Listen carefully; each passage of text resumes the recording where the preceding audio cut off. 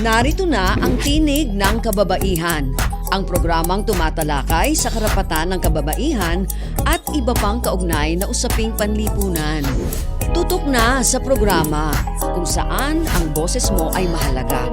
Ito ang Tinig ng Kababaihan. Mapapakinggan tuwing Biyernes 1:00 hanggang 2:00 ng hapon sa Radio Magazine 1278 AM at replay tuwing Sabado 5:00 hanggang 6:00 ng hapon sa Radio Pilipinas 738 AM. Mapapanood rin sa Facebook page ng Philippine Commission on Women at Radio Pilipinas. Makinig on air at manood online sa Tinig ng Kababaihan. Tinig ng kababaihan. Happy TNK Day, Pilipinas! Kayo po ay nakatutok sa Radio Magazine 1278 AM sa Capital 104.3 FM para sa isa na namang episode ng programang tumatalakay sa gender equality at women empowerment. Mula po sa Presidential Broadcast Service, Bureau of Broadcast Services, ako po si Sharon Enriquez. At mula naman po sa Philippine Commission on Women, ako po si Shara Absede na pansamantalang humahalili kay Miss Hani Castro. At welcome nga po sa ating programang Tinig ng Kababaihan. Happy TNK Day, Miss Sharon, at lalo't higit po sa lahat ng nakatutok ngayon sa ating programa.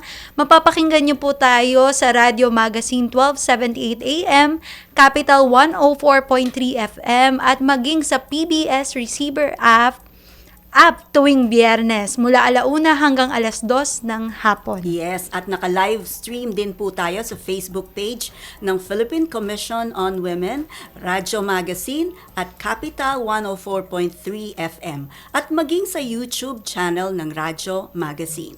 At meron din po tayong replay ng Tinig ng Kababaihan sa Radio Pilipinas, Radio Publico 738 at sa Facebook page nito tuwing Sabado naman po mula 12:00 ng tanghali hanggang 1:00 ng hapon. Yes, at syempre mapapanood din ang ating replay sa telebisyon, kaya tumutok lamang sa TV Plus Channel 3 at sa For the Box Channels 45 hanggang 49 po yan.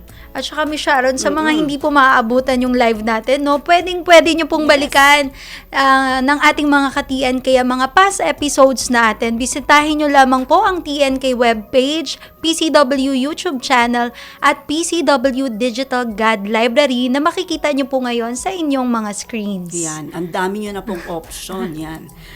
At Shara, isang dagdag God alaman sa ating lahat, idineklara ng UN General Assembly Resolution 7325 noong 2018 ang January 24 na International Day of Education. Tama po kayo dyan, Miss Sharon, no? Kaya naman po, nais naming batiyan ng lahat ng Happy International Day of Education. At dahil nga po, dito sa TNK, pinopromote po natin ang equality. Naniniwala po kami na ang edukasyon po ay para sa lahat. I agree, Shara, at bukod sa inclusive, dapat ang edukasyon ay gender responsive din at transformative.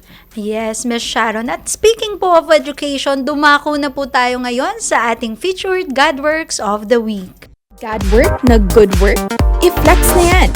Sa featured Godwork, hindi lang basta pasado, dapat stand out sa pagbabago. Kung may game-changing na adhikain, deserve ipatrending. Nitong nakaraang January 21, binigyang pugay ng Mindanao o binigyang pugay ng University of Southern Mindanao or USM ang isang dakilang babae na binago ang mukha ng edukasyon sa Mindanao. Siya ay walang iba kundi si Mother by Haja Fatima Matabay Namle Plang na alala po natin ngayon siya sa kanyang 114th birth anniversary. Isinilang po noong 1912 sa Pikit, North Cotabato bilang isang prinsesang Magindanaon. Maagang naunawaan ni Mother Bai na ang tunay na paglaya ng mga taga Mindanao ay matatagpuan sa pagitan ng lupa at ng silid-aralan. Bilang isang Fulbright Scholar at social worker, ginamit niya ang kanyang talino upang itatag ang Mindanao Institute of Technology. Nakilala natin ngayon bilang University of Southern Mindanao. Mula sa puso ng Mindanao, ang USM ay kilala na ngayon sa buong mundo. Hindi lang ito basta paaralan, ito ay sentro ng pananaliksik sa agrikultura at pagpapaunlad ng kanayunan na tumutugon sa pangangailangan ng lokal na komunidad habang nakikipagsabayan sa global research networks. Hindi tumigil si Mother Bai sa iisang campus.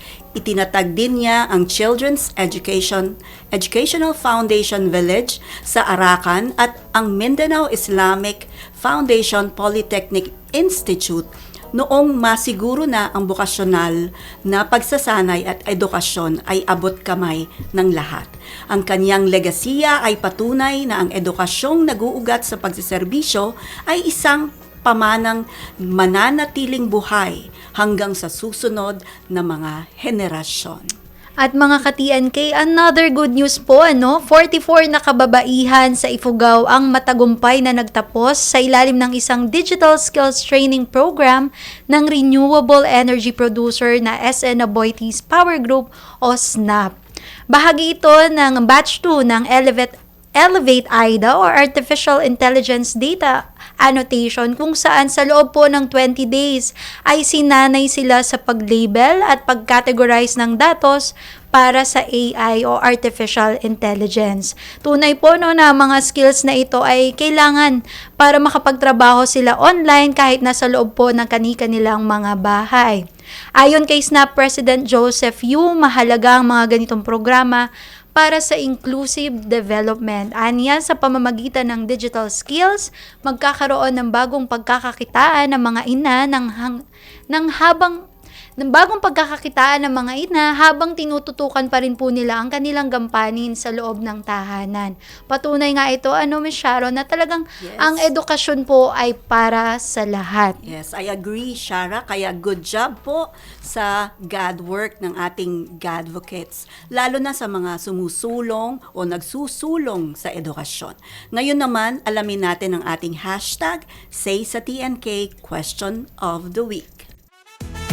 Oras na naman para sa hashtag #SaySaTNK, kung saan natin pinupulsuhan ang ating mamamayan tungkol sa topic natin kada episode.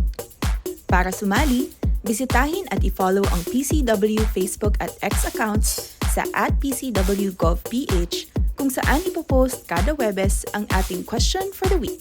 Dito sa TNK, lahat tayo may say. Kaya makipagtalakayan na sa amin at sumali sa hashtag #SaySaTNK. Tulad po ng nabanggit kanina, pinagdiriwang po natin ang International Day of Education. Kaya naman mga ka-TNK, nais naming malaman, naniniwala ka ba na ang edukasyon ang susi para ang mga kababaihan ay magkaroon ng tinig sa ating lipunan? At sa paanong paraan po natin ito nakikita? Nakapost na po ito sa PCW Facebook page at sa ating Godvocates Community Facebook group, kung saan pwede po kayong mag-comment ng inyong mga insights. Para naman po sa iba nating ka-TNK, pwede rin po kayo mag-text sa 0917-845-4814. At sure na sure po, babasahin namin ang inyong mga insights bago po matapos ang ating programa. Kaya naman po, ulitin ko ang aming numero, 0917-845-4814. Mag-text na po kayo dahil dito sa TNK, lahat po tayo ay may say. At mga ka-TNK, para sa episode natin ngayong araw, may makakasama po tayo, not just one, but two Godvocates na live po ngayon dito po sa studio mula sa isang NGO na naniniwalang ang edukasyon ay para sa lahat dahil ang kaunlaran ay para rin sa lahat. Sino po kaya sila? Abangan yan sa pagbabalik ng Tinig ng Kababaihan. Huwag bibitiw, magbabalik agad ang programang nagbibigay tinig sa mga kwento at hikain, tagumpay at dagdag kaalaman para sa kababaihan. Ito ang Tinig ng Kababaihan. Tinig ng kababaihan, tanong na madahalaga niya.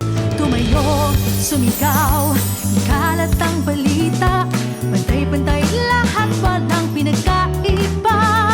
Nararapat na ipaglaban ng tama, ang susi ay nasa atin. Tumayo, sumigaw, ikalat ang balita, pantay-pantay lahat, walang pinagkaiba. Nararapat na ipaglaban ng tama, ang susi ay nasa atin. Kababaihan, kababaihan.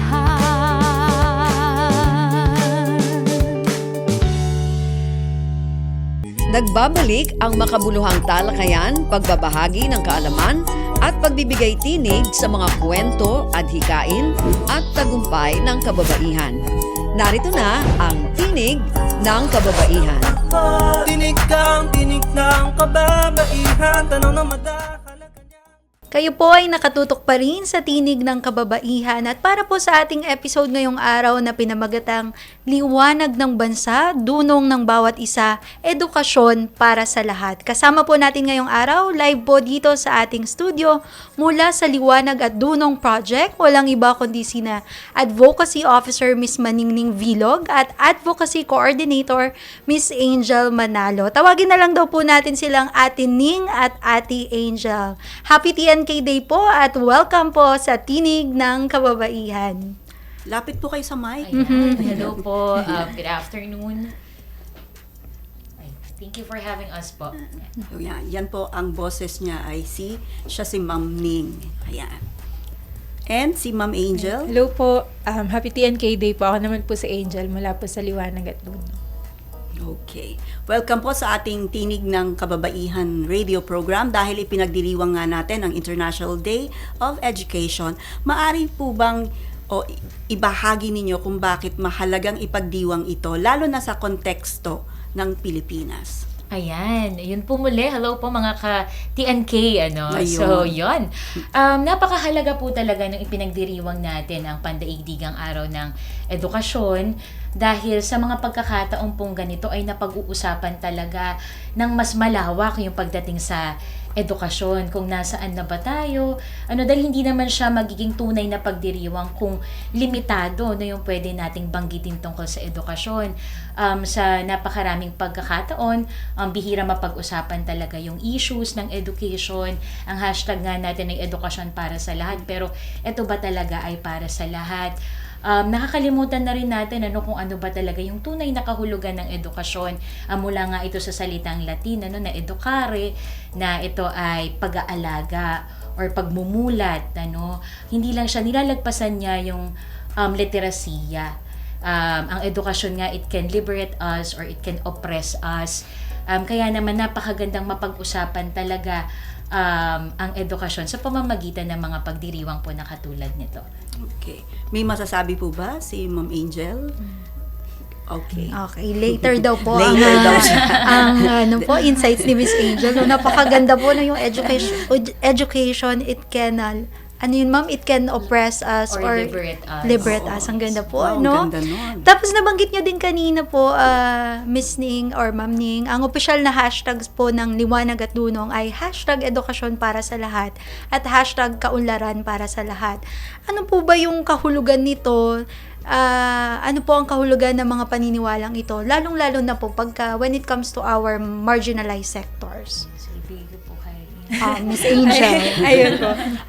Yung parang kagaya po na nabanggit ni Ate Ning kanina, gusto talaga natin na yung edukasyon ay maging para sa lahat. Pero kinikilala din po natin na bago po natin yun ma-achieve, kailangan din talaga na yung kaunlaran ay maging para sa lahat. Kasi napakahirap, lalo na po sa mga marginalized sectors na ma-prioritize yung kanilang edukasyon kung napakaraming economic barriers para sa kanila para pumasok sa eskwela, makapag-focus sa kanilang pag-aaral. Kaya ayun po, bit-bit po natin sa Liwanag at Dunong na para makamit natin yung edukasyon para sa lahat, kasabay nito yung pagkamit din natin ng ganap na kaunlaran para sa lahat. Okay. Follow up lang doon sa marginalized. Pwede po niyang i-mention kung ano-ano yung mga sectors ng marginalized for the benefit of our viewers and listeners? Ayun, napakarami po, no? Sa mga katutubo pa lang, hindi lang yan mga AITA na nararating natin, pero napakarami pang ibang mga katutubong komunidad. Sektor din po ng mga magsasaka na dahil sa panahon ngayon na napakababa ng pagbili sa kanilang mga ani, talagang kasama sila doon sa mga marginalized na sectors kahit na inaasahan na sila yung parang tinatawag na sila yung nagpapakain sa ating lahat. Ganun din po sa mga manggagawa na sila yung nangunguna sa ating production na mapangailangan natin, pero dahil sa mababang sahod, nananatili sila dun sa marginalized sectors. Ganun din po, no, yung mga kababaihan din, yes. na dahil dun sa expectation na sila dapat yung nag-aasikaso sa mga anak, sa mga kapatid, sa mga gawaing bahay, kabilang din sila dun sa marginalized na nauuna na ipinagpapaliban yung kanilang pag-aaral. At ayun, napakarami pa Marami. pong iba. Okay, paano po isinasaalang-alang ng liwanag at dunong ang kultura, wika at paraan ng pamumuhay ng mga AITA community sa paghahatid ng edukasyon sa mga AITAs? Ayan, napakahalaga po niyan. Ma-share lamang din po namin yung kung bakit po ba kami nandoon sa mga komunidad po ng mga katutubo. Though matagal na po kami talagang nakikipamuhay sa mga katutubo, nilapitan po kami ng 3 nanay, 3 kababaihan. At sa mga AITA, hindi po yun madali na lumapit ka kasi napakaliit nung pagtingin nila sa kanilang mga sarili. Sa years of yung pangmamaliit sa kanila. Alam naman natin yung mga katutubo ang isa sa inaapit pinagsasamantalahan sa lipunan. Kaya naman, dati hindi nila kami matignan sa mata, nakayuko lang silang ganyan. Naglakas loob silang lumapit sa amin 3 nanay. Meron po kasi kaming project nung time na yun. Sabi, Madam po kasi is teacher in Kapampangan, no? Sabi nila, yung mga bata lang po ba yung tuturuan natin? Sabi, ay, Nay, bakit po? Interesado po ba kayo? Gusto sana namin magbasa at magsulat. May binanggit po silang 3 rason. Yung isa po ay si Nanay Lorena. Sabi niya, kasi Madam, gusto ko lang talagang masulat yung pangalan ng anak ko. Meron po kasi silang mga schools naman na yung mga bata, may schools na sila, no. Pag pumupunta doon yung mga nanay, ni simple forms hindi nila ma-fill outan. Ni maisulat yung pangalan ng mga anak nila, hindi nila magawa. At mas lalo sila na pagtatawanan doon. Pangalawa naman po, no, si Nanay Aisa, yan, tandang-tanda talaga namin pangalan nila. Si Nanay Aisa, sabi niya, kasi siya ay nagtitinda, no, sabi niya, pag nasa syudad po kasi nagtitinda kami, sinasabi naman ng mga tao, bumili na kayo dito sa AITA kasi hindi to nakapag-aral. Pwede natin silang dayain, hindi sila marunong mag-compute. Ano yung pandaraya, panluloko talaga po sa kanila. At yung pangatlo naman, yung isang nanay, sabi niya, kinakabahan din po kami na may mga pumupunta sa aming mga komunidad. Tapos may mga dalang papel na hindi naman namin nababasa. Mag-thumb mark lang daw po kami. Tapos yun, bago pa ang lahat, ay nalaman na lang nila na naloko na pala sila or napapayag na sila sa isang bagay na hindi naman po napaliwanag sa kanila, no. So dito po sa mga rason na to ay makikita natin na yung edukasyon para sa kanila ay hindi siya yung para makapagtrabaho lamang. Ito ay, yung edukasyon ay nakikita nila as resistance na tama na yung panluloko nyo, tama na yung napakahabang panahon ng pinagtatawanan ninyo kami, tama na yung napakahabang panahon na wala kaming say, na basta na lang pupunta at tatamarkan, hindi nila alam kung ano yung mga nangyayari. Yes po, no. So simula po dun, ay kahit kami din na mga volunteers, yung realization na ang edukasyon is a form of resistance. And ang kailangan, ang edukasyon ay kaya niya mag-empower po ng komunidad. Pero tama po, napakaganda nung tanong dahil napakadaming dapat i-consider sa isang katutubong pamayanan dahil kahit gaano kaganda, kahit gaano kakagaling, ikaw talagang pinakamagaling na teacher sa buong mundo. Pero kung hindi mo alam yung kanilang kultura, wika, baliwala po talaga, no? So, kung saan yan, kung sa formal education yan na merong fixed curriculum, meron pong mga standardized test at standard na mga expectations, assessments, outcomes. Sa community po talaga nagsisimula sa relationship building. Yung paglubog doon sa mga katutubong pamayanan. Inabot kami ng ilang taon doon po sa relationship building. Pangalawa po talaga, doon sinasabi natin social investigation and class analysis din. Pero mas para sa amin, tinatawag namin siyang pagkilala doon sa kanilang kultura talaga. Yung kultura na more than dun sa pagsusuot ng damit, yung kultura talaga na anong pagkilala nila talaga sa lupa, para saan yung kalikasan, ano yung kanilang pamumuhay. Yun po yung kadalasan ginagawa namin even up until now. Yung pagpapahalaga po sa kanilang kultura, kasama yan sa contextualization. Dapat yung kanilang mga modules ay contextualize sa kanilang pamumuhay, kasi naranasan po namin yan. Dati nag-call kami na nagsisimula lang ng mga curriculum writers mula sa Maynila. Hindi po siya masyadong naging effective talaga. Dapat yung gagawa nun ay nandun din sa komunidad, sinisikap na kilalanin po talaga sila. Kasi sa totoo lang, may mga naman po, may mga ALS na pwede nilang pag-enrollan, may mga kung saan-saan po silang pwedeng pumunta. Pero tumatagal lang sila ng ilang araw. Kinikwento nila sa amin na hindi po kasi talaga namin maintindihan. Lalo yung lengguwahe na ginagamit. Iba po ba ang language ng Aita? Sila po, dito po sa komunidad na to ay Aita Magansi po ang ginagamit nila at Kapampangan. Bagaman sila po ay nagtatagalog, napansin din namin na kapag nag-incorporate kami ng mga local languages, ay mas sila. naiintindihan po nila. Opo, at isa pa po na madagdag ko lang po, isa pa po na very effective po sa pagtuturo sa kanila ay kapag ina-acknowledge din po yung kanilang kahusayan. Nung nagsisimula kami, akala namin kami talaga yung magiging teachers. Pero nung nakapalagayan na namin sila ng loob, napakalawak po nung indigenous knowledge. Indigenous knowledge saves lives po talaga. Kaya naman lagi kaming interesado. Turo nyo nga po sa amin tong ganito. Kaya mas reciprocal learning po siya. At pag naibabalik po sa kanila yung dangal, na meron pala silang boses, na mahusay pala sila, na mas lalo po silang ginaganahan ding mag-aral. So reciprocal learning po. Kami po yung kanilang teachers, at the same time, mga mag-aaral din po ng mga Aita. Ayun.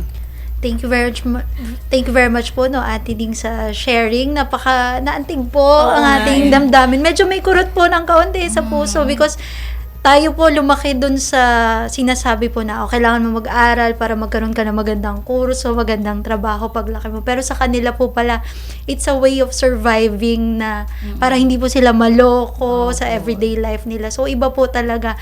Kaya, thank you po sa mga organisasyon na katulad ninyo na nag-purpose po ng gantong advocacy. Pero, bukod po dun sa ating Aita community na nabanggit kanina, sino-sino po ang sa tingin ninyo ang pinaka-apektado ng kakulangan ng access sa edukasyon? Ayun, katulad po nung nabanggit din po natin kanina, bukod po sa mga Aita, yung iba rin po talagang komunidad pa ng mga katutubo. Kasi yung access sa edukasyon, syempre una na po dyan yung geographically, na, kaya talagang yung mga nasa liblib na mga lugar, nahihirapan talaga sa access sa edukasyon. Ganun din po, financially, syempre, yung mga nakakaranas ng economically constrained din po, talaga nahihirapan sa access sa edukasyon. Pero, kagaya din po na nabanggit ni Ate Ning kanina, kung una na po para sa mga komunidad na mga katutubo, bukod dun sa geographical at financial na constraints, yung ang hirap din po talagang maging parang accessible ng edukasyon na hindi contextualisado para sa'yo. Kaya ayun, yun, isa po talaga sa mga pangunahin yung mga katutubo, at yun po yung nabanggit din po natin kanina na mga manggagawa, magsasaka, mga kababaihan, mga mangingisda at iba pang mga sektor na nahihirapan talagang i-prioritize yung kanilang edukasyon dahil mas kailangan pa nilang unahin yung kanilang pagkain bago kaysa ipambayad sa kanilang tuition, ganun. Ayun, kaya nakikita po talaga natin siya na malawakan po yung epekto nung yung naapektuhan ng kahirapan ng pag-access sa edukasyon kasi lalo na po sa kalagayan natin ngayon na sa pag-iral din ng korupsyon, yung mga basic services na kung sana pong napra-prioritize pagdating po sa spending po ng ating budget po, sana yung mga basic services like health services, ganyan, hindi na siya kailangan problemahin ng ordinaryong mamamayan. Pero dahil hindi nga po ganon yung kalagayan natin ngayon, talagang malawakan po yung naapektuhan ng kahirapan sa access sa edukasyon at napakahirap po niyang tukuyin kasi ayun, sobrang dami po talaga ng nakakaranas po nun. Okay. Ano naman po yung nakikitang hadlang or yung challenges ng liwanag at dunong kung bakit hanggang ngayon na hindi pa rin sa lahat ang edukasyon? Ma'am, Ma'am Ning. Ayun, sige po. Napakagandang tanong po. Ayan, ano. So, hindi rin naman po talaga, dahil kami po ay napakaliit na organisasyon, ano. Hindi naman po talaga kami din nag-iilusyon na kayang-kaya namin na yung ang edukasyon magiging pang lahat siya, no. Kami po ay isang maliit na baitang, ano, na para po doon. Pero yun po, napakadami po talagang hadlang pero balikan lang po namin na yung mga organisasyon naman po na katulad namin, supposedly, hindi naman po talaga dapat nag-exist dahil may mga programa naman po talaga dapat, ano, sa mga katutubo. Pero kami pang ginagawa po namin ay punan yung mga nakikitang mga butas po doon sa karapatan sa edukasyon. Pero kahit po yung sa mga ginagawa po namin ay hindi pa rin po siya talaga lubos na kaya niyang takpan yung mga butas. Pero sa amin po, yung mga kahadlangan, lalo na halimbawa, kami po ay mga taga Maynila, no? Tas weekly learning sessions po kami. Napakahirap po ipagpatuloy para sa amin. Sa ngayon, wala po talagang full-time sa liwanag at doon nung lahat kami ay volunteers dahil kami din ay kailangan magtrabaho para matugunan yung mga bagay. Yun po, no, sa pinansya, ano, sa ganun din, ano, sa komunidad dahil hindi naman po ito basta meron kang learning center ay okay na silang lahat. Hanggang ngayon, hirap pa rin kami na makadalo pa yung mga nanay na gustong-gusto po talaga mag-aral. Kasi, ma-share ko lang po kapag, kasi meron kaming bating tindon tuwing alauna. By the way, lahat po talaga, dahil empowerment po siya, sila po yung nagdesisyon tuwing anong araw nyo gusto mag-aral, anong oras, dahil nasasanay sila yung mga NGO na yung nagtatakda. Sa amin po hindi. Kayo po yung mag-decide kasi sa inyo po ito. Saan ilalagay yung learning center, sila po yung nagtakda. Kaya pag nagbabating-ting po tuwing alauna, tatakbo na yung mga nanay. Makikita namin basang-basa yung damit nila kasi naglabada. Mga labandera po yung kanilang trabaho. Yung iba tumatakbo, mga nanay, merong mga paninda sa ulo kasi galing po sila talagang pagtinda. Kasi ayaw nilang ma-miss yung kahit isang session. Pero dahil din po sa mga dugtong-dugtong na problema din sa kabuhayan, kakulangan sa suporta, yung kinikita nila, talagang ang isa po sa misconception sa mga AITA ay sila ay mga umaasa lang. Hindi po, lahat ng paraan ng pagkakakitaan gagawin nila.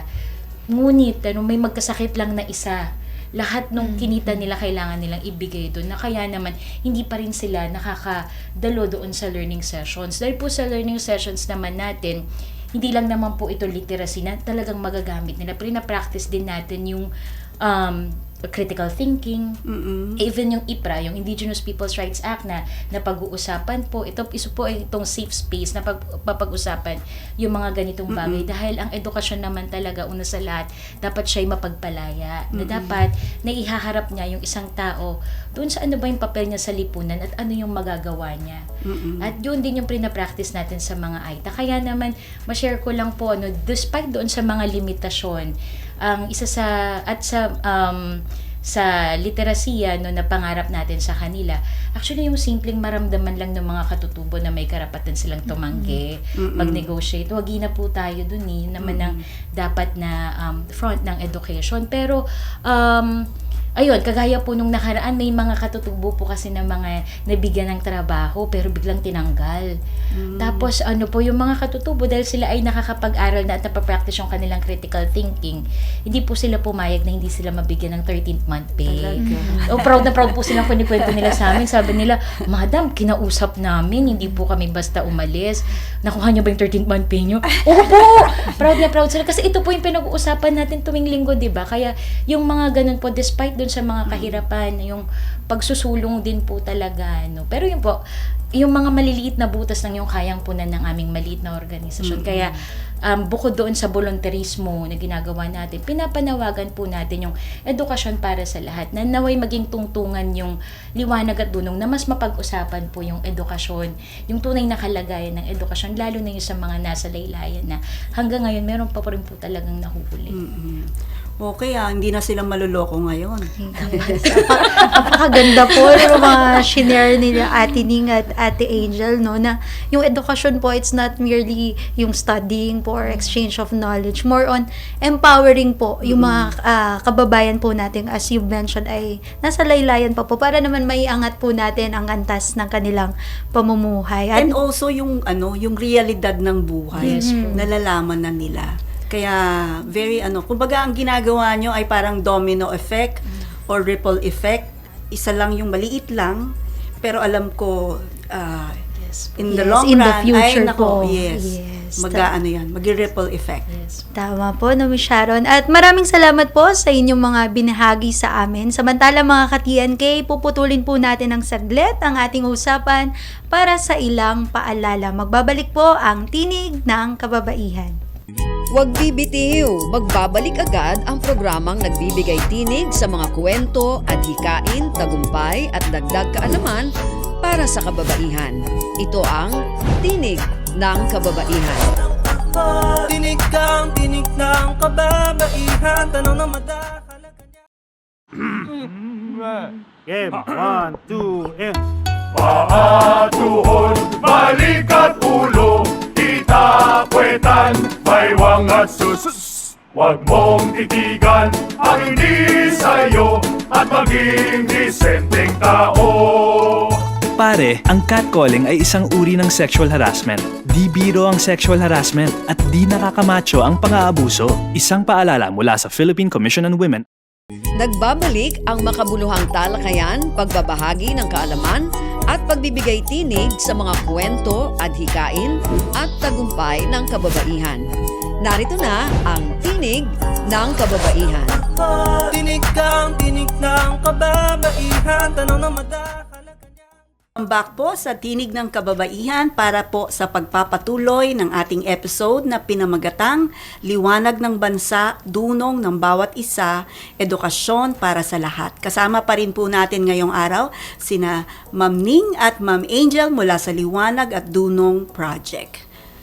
Okay, Shara?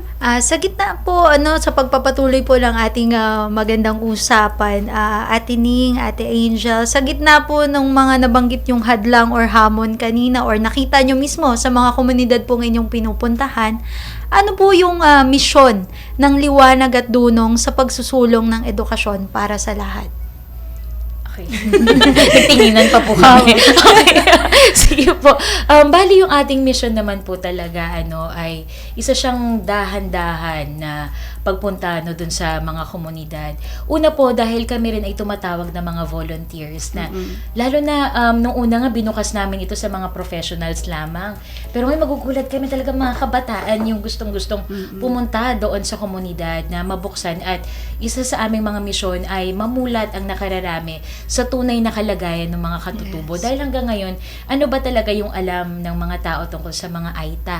'Di ba? Puro lang yung physical, yung maliit, saratang ilong, ganun lang yung mga nasa libro. Pero kung makikita din po talaga natin yung kanilang husay, yung kanilang indigenous knowledge, na maibukas po ito sa mas nakararami para yung tunay na pagkilala sa mga katutubo. Kasi naranasan po namin yan na nung minsan umakyat kami dun sa bundok, ang taas-taas na bundok. Tapos yung katutubo, niya, patient siya na nagbabantay sa amin na, sige po, kaya nyo pa yan. Ganun. Yung pala kasi meron siyang gustong-gustong sabihin, na gusto niya sabihin pag nasa summit na. Parang pinapakita niya kasi yung mga, yun din yung mga pinapatag na kabundukan, yung kanilang mga lugar, yung development aggression po na tinatawag natin. Sabi niya, kung gusto niyo po kaming tulungan, hindi po yung mga material na bagay, bagaman kailangan namin yan. Kung gusto niyo po kaming tulungan, ikwento niyo po kami. Sabihin po niyo yung mga nararanasan po namin dito. So isa po yun sa misyon ng Liwanag at Dunong na maging tulay para mas makilala po yung mga katutubo. Dahil pag nakilala natin yung mga ka-AITA, kabit-kabit naman po yung issues ng mga katutubo. Lalo na ngayon nasa environment crisis at climate crisis din po talaga tayo. Pangalawa, bukod sa mabukas, yung kamalayan ng nakararami sa kalagayan ng mga katutubo, ayun din po ang mission din natin ay ma-empower yung mga katutubo sa edukasyon, bagamat nga po nabanggit kanina sa marami pang mga kahirapan at hindi bilang hindi para tugunan yung mga pangarap na mataas, kundi yung matugunan yung pangarap na mga malalalim. At naway maging daan po ito, no? Tinitignan natin na maitambol siya sa pambansang kamalayan din po. Na-mention niyo po kanina, no, yung ano pa po yung mga pangunahing programa o inisyatiba ng Liwanag at Dunong na tumutugon mismo sa mga hadlang o yung mga challenges na nabanggit niyo po kanina? Ayun, gaya po na nabanggit din ni Ate Ning kanina, talagang pakonti-konti lang talaga yung kakayanin natin na magawa para tugunan talaga yung mga hadlang na ito. Pero, at ayun din po, kinikilala talaga natin na bagaman may isusuporta po tayo dun sa komunidad, inaalis din po talaga natin yung Messiah Complex na parang tayo yung makakapagbigay ng solusyon, tayo yung makakapag-angat sa kanila. Na tayo yung saviors. Inaalis po talaga natin yun. Kaya yung ginagawa po natin dito ay pangunahin talaga ay empowerment, pagpapaalala sa mga katutubo na hindi sila dapat niloloko, na meron silang karapatan tumanggi, na kung ano man yung karapatan na nararanasan ng iba, ay dapat nararanasan din nila sa kapantay na kung paano din natatamasa ng iba. Kaya ayun po yung pangunahin talagang ginagawa natin ay yung weekly learning sessions po, na hindi lang talaga siya nakafocus dun sa basta lang pagtuturo ng literacy, na hindi tayo nagtatapos dun sa ay matagumpay na tayo kasi si nanay nasulat niya na yung pangalan niya sa wakas. Ang sinisikap natin dun sa weekly na pagbalik natin sa komunidad ay talagang ma-empower sila at mas ma-realize nila kung ano yung kanila talagang kayang gawin. At kapag nagawa natin at kapag napagtagumpayan natin yon kasama yung komunidad, dun po natin pinapaniwalaan na sila na po mismo yung makakagawa din po nung kanila pong mga hakbang para ma-overcome yung mga hadlang po sa kanila. Kumbaga sila rin na mag-solve ng mga problema nila. Yes. Okay, thank you po, no, Ate Angel. Sabi niyo nga po kanina, small steps tayo but we're getting there. Sa atin naman pong in the future ay mas mapalawak pa po yung ating misyon ng inyo pong organisasyon. So, in relation to that po, sa mas malawak na perspektiba, paano po ba nagiging isang konkretong solusyon ang edukasyon sa marginalization? Ayun po, no? So nakikita natin na isa siya sa mga konkretong solusyon dahil nga po sa pagkakakabit-kabit talaga ng mga issues sa ating bansa. Halimbawa, nakapag-graduate nga tayo ng mga ITAD. May mga graduate po, no, ng mga ITAD. Pero pagkatapos nun, ano na po ba yung lipunan na lalabasan nila, no? Kontraktualisasyon pa rin naman sa trabaho. May mga discrimination pa rin sa pagtanggap sa trabaho. At yun po, nakikita natin na hindi pa rin ganap bagaman makatapos ka. Kaya una pong dapat din nating makita ay yung pagkakaroon mismo ng edukasyon na contextualisado dito mismo sa Pilipinas, hindi nakasandal sa curriculum ng ibang bansa. Kung papaano ba natin gagamitin to? May share ko lang po, mabilis lang, na kami din po kasi ay nag-volunteer, no, sa mga katutubong lumad. Halimbawa, mga katutubong lumad ay ang pinag-aralan nila ay tungkol sa science. Ang homework niya mamayang gabi, magta-tribal circle sila. Ang tanong lang ng teacher nila, base sa napag-aralan natin sa science, papaano natin ito magagamit sa pag-unlad ng komunidad. Laging ganon, nilalabas nila sa personal. Kaya nga sa kanila, grade 12 pa lang, marunong nang reseta ng halamang gamot na para sa kabuuan, wala na kayong gagastusin pa dito na, or grade 12 pa lang marunong na silang magtanggal man lang ng mga sangipin, yung ganong klaseng edukasyon po. Siguro ibabalik natin sa anong klase bang edukasyon itong ating ginagamit bago ito magsilbing solusyon talaga sa atin.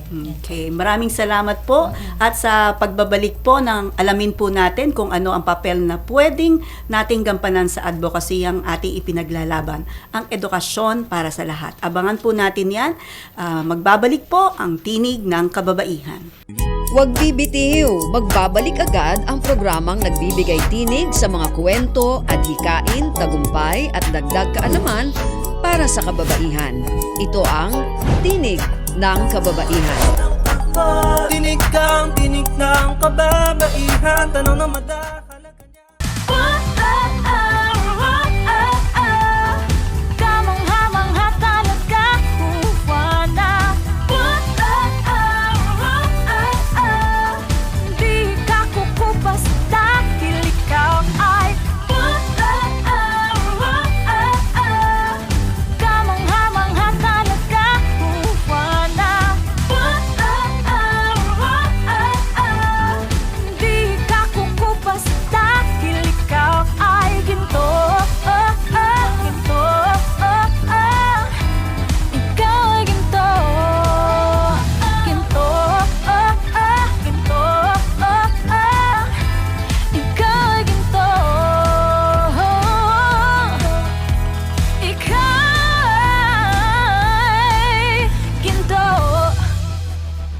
Nagbabalik ang makabuluhang talakayan, pagbabahagi ng kaalaman at pagbibigay tinig sa mga kwento, adhikain at tagumpay ng kababaihan.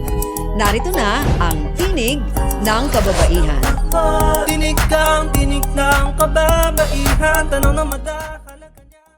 Welcome back po sa Tinig ng Kababaihan. At bago po tayo dumako sa huling bahagi ng ating programa, alamin naman po muna natin kung ano ang say ng ating mga ka-TNK sa ating question of the week. Kanina nga po nabanggit ang ating question of the week. Naniniwala ka ba na ang edukasyon ang susi para magkaroon ng mga kababaihan, para ang mga kababaihan ay magkaroon ng tinig sa ating lipunan?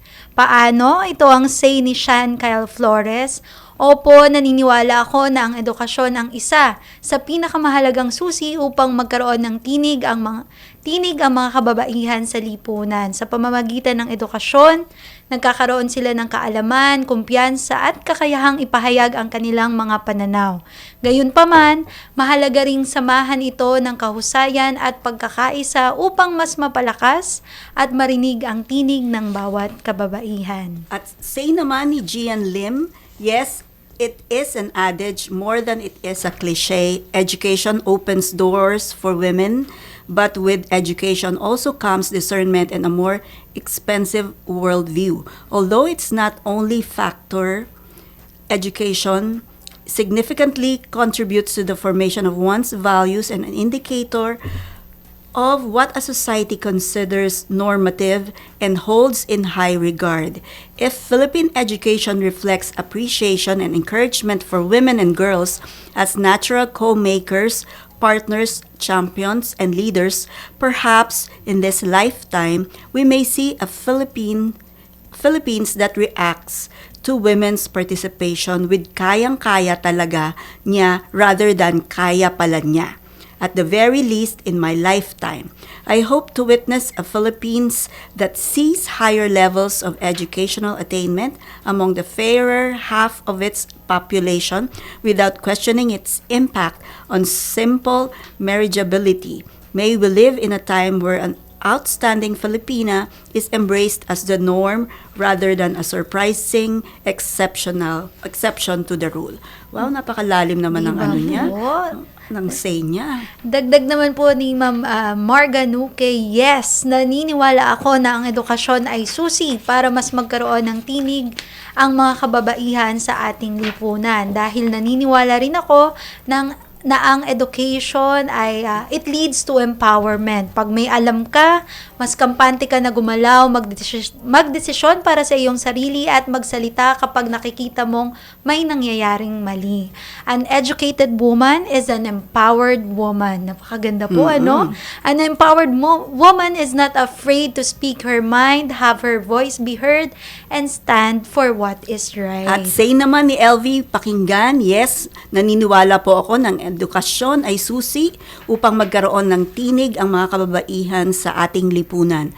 Sa pamamagitan nito, nagkakaroon sila ng sapat na kaalaman, kasanayan at kumpiyansa sa sarili upang makilahok sa mahalagang usaping panlipunan, pang-ekonomiya at pampolitika. Ang edukasyon ay nagbubukas ng mas maraming oportunidad o opportunity sa trabaho at pamumuno na nagbibigay sa kanila ng mas malawak na space upang maipahayag ang kanilang pananaw at ipaglaban ang kanilang karapatan.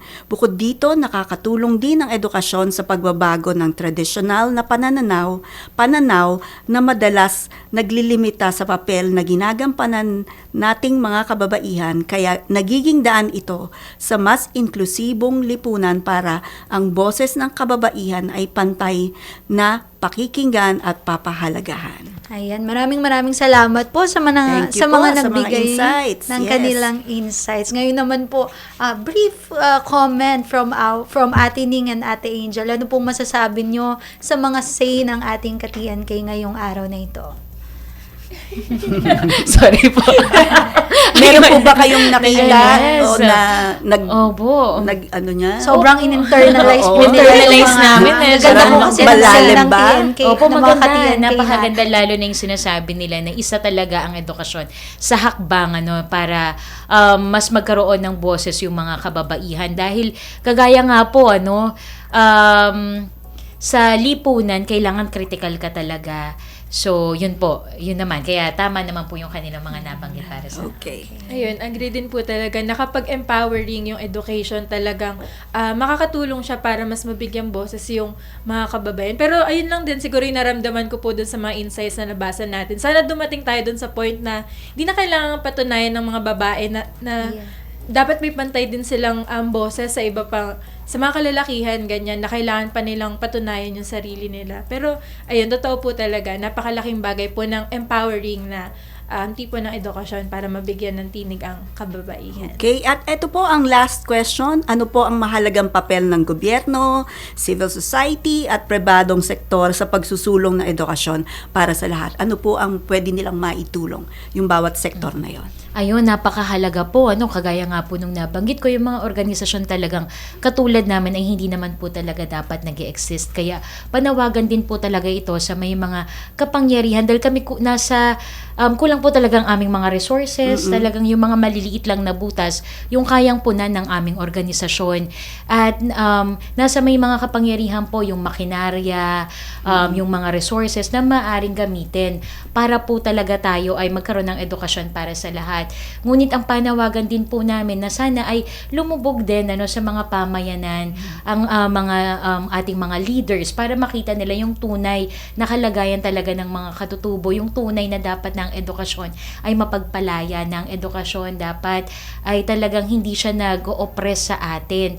Yung edukasyon na mag-empower kasi depende pa rin yan sa anong uring edukasyon ba yung gusto nating ibigay. Yung gagraduate ka, yung parang factory machinery na lang ng mga pinapag-graduate, pero makapagpag-graduate tayo talaga ng merong critical na pag-iisip, may say, at alam niya yung kanyang papel sa lipunan at kanyang karapatan, na napakahusay po sana kung ganun yung magagawa natin. Okay, may masasabi ba si Ate Angel? Siguro po bukod naman sa government, private sector, syempre sa kapwa din po natin ng mga ordinaryong mamamayan. Yes. Napakalaking bagay po nung pagsuporta po sa mga inisyatibang katulad nito.